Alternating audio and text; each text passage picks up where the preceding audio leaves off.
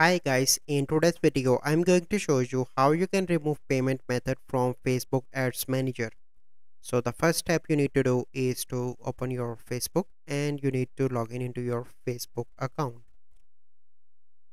So once you log in, you simply need to go into the Ads Manager. So that's you can see here in the left side.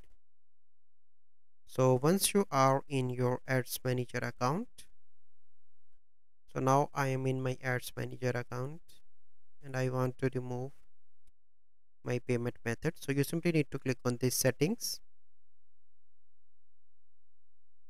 and here you can see payment settings in add account settings. So you need to click on that, and the next page is billing and payments.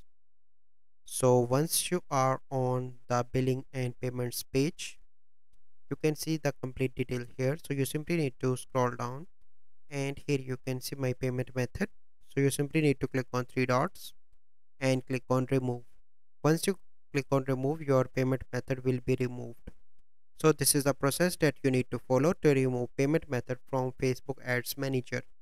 So I hope you find this video helpful. If you find this video helpful, must like this video, subscribe to our YouTube channel for future videos. We'll see you in the next video. Thank you. Have a good day.